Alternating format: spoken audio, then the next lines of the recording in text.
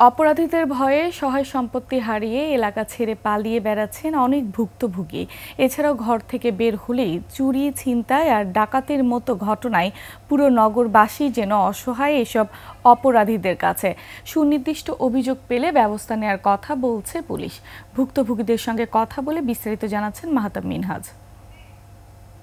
সাহস করে কিছু বলতে পারি নাই, কারণ তারা বিভিন্ন অস্ত্রশস্ত্র ছিল তাদের কাছে। মোহাম্মদ শাকিল হোসেন রাজধানীর মোহাম্মদপুরের বেড়েবাঁধ এলাকায় মোটরসাইকেল গ্যারেজের মালিক ছিলেন। স্থানীয় সন্ত্রাসী দল বাঁধ গ্রুপের সদস্য ইমন আর নূরের কথা না শোনায় তার জীবনে নেমে আসে অন্ধকার। তো আমি এটা অস্বীকার করায় ওরা আমারে একবার আটকাইছে, আমার গলায় ছুরি পর্যন্ত ধরছে, চাইনিজ কুড়াল দিয়ে আমার পায়ের পাশে একটা বড় কোপও মারছে, এমনভাবে দিছে যে আমার পায়ের উপরে পড়লে পা দুই ভাগ হয়ে যেত।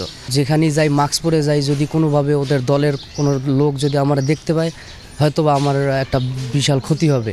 এলাকা ছেড়েও সন্ত্রাসীদের কাছ থেকে মুক্তি মেলেনি শাকিলের। যেখানেই যান পিছু লেগে থাকে জীবন নাশের হুমকি। এই নিয়ে আমার প্রায় তিনটে বাসা চেঞ্জ করতে হয়েছে। দুইটা বাসায় ওরা আমার বাসার ভিতরে যাইয়া তারপরে হুমকি দিছে।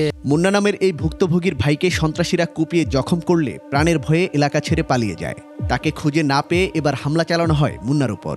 তোর ভাই কই আর তোর আব্বা কই? তোর আব্বা নাইট গেটে ডিউটি করে, তোর আব্বা আমাদেরকে ধরছে, আমরা এটার প্রতিশোধ নিতে চাই এবং তুই ঢাকা শহর ছেড়ে চলে যা, আর তোর ভাইরাও ঢাকা শহর ছেড়ে চলে যেতে বল।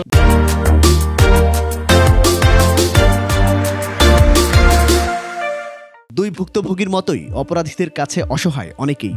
অভিজাত পাড়া থেকে বস্তি এলাকা সবখানি প্রতিনিয়ত ঘটছে চুরি, ছিনতাই আর ডাকাতির ঘটনা। দোকানে মোবাইল রিচার্জ করতেছিলাম, এই ফাঁকে সে আমার ব্যাগ এবং বাজার সাথে সবকিছু নিয়ে সে পালিয়ে যায়। মগবাজার এলাকা থেকে এই সংবাদকর্মীর মোবাইল ছিনিয়ে নিলে কিভাবে উদ্ধার করেন জানান সেই ঘটনা।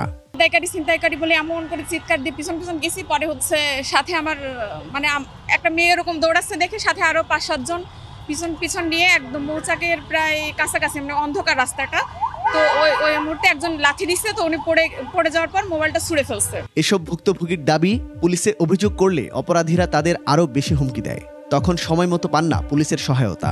তবে পুলিশের এই কর্মকর্তা জানান, সুনির্দিষ্ট অভিযোগ পেলেই নেওয়া হয় ব্যবস্থা।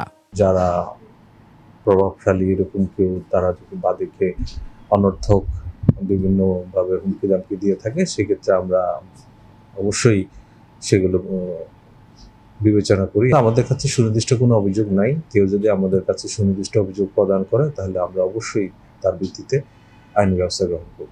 ডিএমপির তথ্য বলছে, গত 3 মাসে ডিএমপিতে ডাকাতির মামলা দায়ের হয়েছে 23টি, চুরির মামলা 406টি আর ছিনতাইয়ের মামলা হয়েছে 139টি। এসব ঘটনায় 2777 জনকে গ্রেপ্তার করে ডিএমপি। এমন দুর্বিষহ অবস্থা থেকে দ্রুত মুক্তি চান নগরবাসী। মাহতাব মিনহাজ, একুশে টেলিভিশন, ঢাকা।